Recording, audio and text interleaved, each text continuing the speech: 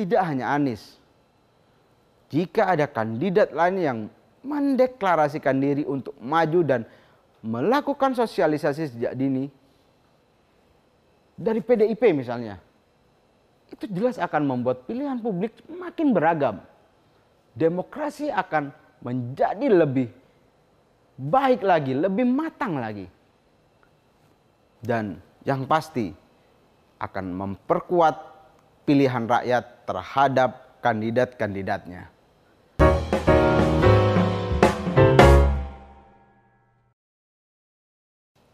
Halo Sobat Media Indonesia, berjumpa lagi dalam The Editors.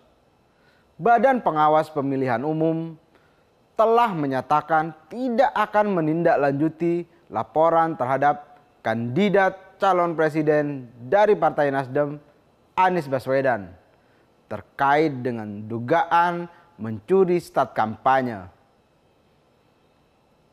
Pelaporan kepada Bawaslu tersebut dilakukan oleh Aliansi Pemuda Cinta Demokrasi. Alasannya, menurut Bawaslu, bahwa laporan tersebut dinyatakan tidak dapat diterima karena pada saat Anies melakukan sosialisasi yang diduga mencuri start kampanye, belum ada penetapan sebagai peserta pemilu oleh Komisi Pemilihan Umum, sebagaimana ditentukan dalam Undang-Undang Nomor 7 Tahun 2017. Nasdem sudah secara definitif, sudah resmi mencalonkan Bapak Anies Rashid Baswedan. Maka kewajiban bagi Nasdem adalah memperkenalkan kepada pengurus di masing-masing daerah dan juga kepada publik dengan waktu yang masih cukup sampai nanti pemilu di tahun 2024 di bulan Februari. Maka publik bisa menilai, bisa bertanya, bisa menguji bahkan calon. Keputusan Bawaslu jika dilihat dari aturan positif, ya memang seharusnya seperti itu. Apalagi posisi Anies saat ini bukan pejabat di pemerintahan. Jadi tentu wajar bila Bawaslu menyebut tidak ada yang salah dengan itu. Artinya, jika dilihat dalam perspektif prosedural administratif, apa yang dilakukan Anies tidak bisa disebut pelanggaran. Karena Anies memang belum berstatus sebagai peserta pemilu. Dan yang kedua, Anies bukanlah pejabat publik yang dibatasi dengan aturan-aturan yang melekat.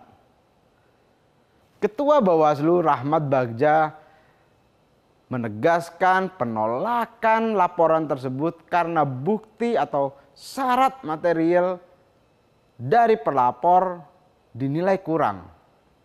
Saya kutip pernyataan Rahmat Bagja. Secara material tidak kami terima walaupun ada penambahan alat bukti. Sehingga kita menilai bahwa laporan ini tidak ditindaklanjuti. Tegas Bagja seperti dikutip mediaindonesia.com. Polemik urusan Anies ini sebenarnya sudah lama digaungkan. Bahkan sebelum muncul laporan kepada Bawaslu, sejumlah pihak terutama partai politik yang sudah kerap memanaskan suasana dengan narasi Anies mencuri start kampanye. Safari politik Anies selama ini dinilai oleh lawan politiknya dianggap mendahului masa kampanye yang telah diatur dalam tahapan pemilu melalui peraturan KPU. Padahal kalau kita melihat dari perspektif pendidikan politik bagi pemilih, safari yang dilakukan oleh Anies pasti akan berdampak positif bagi demokrasi. Jangan dibolak-balik bahwa proses pengenalan, proses sosialisasi jelas bukanlah sebuah pembajakan demokrasi. Dengan pengenalan lebih awal, pemilih akan memiliki waktu lebih lama untuk menyoroti kandidat, waktu lebih lama untuk mengevaluasi kandidat. Tidak lagi ibarat membeli kucing dalam karung, ketika perhelatan pemilu tiba. Kandidat yang lebih awal melakukan deklarasi akan lebih lama pula bagi pemilih untuk menilainya. Artinya, ketika ada kandidat yang lebih cepat deklarasi, itu akan lebih baik bagi pemilih. Memang tidak hanya pemilih yang akan mendapat benefit, bagi kandidat yang akan berkontestasi juga akan memiliki waktu lebih banyak untuk mengenalkan diri. Inilah yang kemudian oleh sejumlah pihak dianggap sebagai upaya mencuri start, mengenalkan diri lebih awal di luar jadwal kampanye yang telah ditentukan. Disinilah yang kemudian memicu polemik. Bahkan Komisioner Bawaslu, Puadi, mencap Anies tidak etis karena melakukan safari politik lebih awal. Meskipun ia mengakui secara aturan hukum tidak ada yang dilanggar. Pernyataan mencuri start kampanye juga digaungkan oleh Sekjen PDI Perjuangan Hasto Kristianto. Hasto menyebut bakal capres yang sudah mulai berkeliling daerah dianggap sama saja dengan mencuri start kampanye. Begini pernyataan Hasto. Kalau kita main di tikungan kemudian curi start, itu juga rakyat akan mencatat. Seluruh tahap itu yang dikomitmenkan oleh PDIP. Ucap Hasto di acara sekolah PDIP Lenteng Agung, Jakarta. Semestinya sebelum berkesimpulan terkait dengan dugaan mencuri start kampanye, Puadi dan Hasto perlu merenungkan lagi pernyataan yang telah disampaikannya itu. Tudingan semacam itu mendasarkan seakan hanya benefit elektoral yang diperoleh oleh Anies dengan sosialisasi, dengan deklarasi sejak dini. Padahal di situ juga ada resiko. Bagaimana misalkan Anies tidak jadi dicalonkan? Toh saat ini status dia baru sebagai bakal calon, belum resmi menjadi calon presiden. Bagaimana jika koalisinya tidak memenuhi syarat ambang batas pencalonan? Maka kredibilitasnya akan babak belur. Begitupun dengan partai yang mencalonkannya, Nasdem. Pasti akan kena dampak dari resiko semacam itu. Ketika itu yang terjadi, apakah pihak-pihak yang nyinyir tersebut juga akan mau menanggung beban? Jadi memang sebaiknya biarkanlah proses politik, proses sosialisasi, proses safari politik itu berjalan secara alamiah. Apalagi tahapan pemilu juga sudah diatur dalam undang-undang. Artinya ketika seorang kandidat belum ditetapkan sebagai peserta pemilu, yaitu bukanlah masa kampanye. Proses deklarasi hingga pengenalan dan sosialisasi yang lebih awal seorang kandidat merupakan pilihan politik yang tidak hanya muncul karena mendapatkan benefit, tapi juga punya resiko untuk menanggung beban jika kandidasinya gagal. Tidak hanya Anies, jika ada kandidat lain yang mendeklarasikan diri untuk maju dan melakukan sosialisasi sejak dini, dari PDIP misalnya, itu jelas akan membuat pilihan publik makin beragam. Demokrasi akan menjadi lebih baik lagi, lebih matang lagi. Dan yang pasti akan memperkuat pilihan rakyat terhadap kandidat-kandidatnya.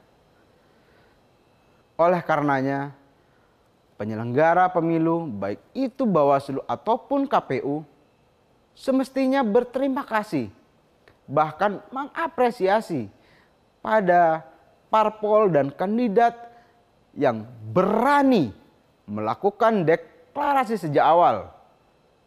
Karena dengan pendidikan politik yang lebih dini diberikan kepada para pemilih. Literasi politik bagi warga negara dan bagi para pemilih di Indonesia tentu akan lebih bagus lagi. Menurut pengamat politik Universitas Paramadina, Ahmad Khairul Umam berharap agar Bawaslu juga bersikap adil. Jika ada kegiatan sosialisasi seperti yang dilakukan oleh Anies dianggap mencuri start kampanye, seharusnya juga berlaku bagi semua bakal calon, nama-nama yang kerap disebut menjadi kandidat-kandidat capres dan cawapres. Jangan sampai pernyataan dan kesimpulan Bawaslu dilihat publik sebagai sebuah ketidakadilan. Sebab ada banyak bakal calon yang saat ini jadi pejabat. Mereka melakukan kegiatan tatap muka ke kelompok masyarakat. Bahkan ada yang sudah dari tahun lalu memasang baliho besar-besar di setiap kota. Apa itu juga bukan kampanye? Yaitu sosialisasi, yaitu kampanye. Saya kutip pernyataan Umam. Hal itu sama dilakukan oleh para menteri Jokowi atau pejabat negara lainnya. Bahkan ada yang lebih mantap lagi, memasang gambar di semua billboard seluruh kota di Indonesia. Bahkan ada yang pasang foto di ATM. Ujar Umam seperti dikutip mediaindonesia.com.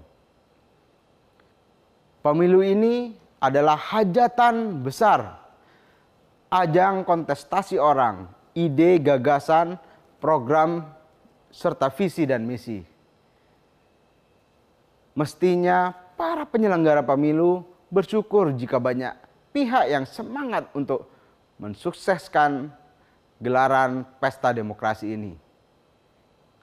Namun tentunya perlu ada aturan yang bisa merumuskan agar proses sosialisasi ini tetap berjalan fair. Misalkan saja mengenai larangan safari politik dan sosialisasi di luar jadwal kampanye tetap tidak dilakukan di tempat-tempat ibadah. Begitu juga di fasilitas-fasilitas milik negara.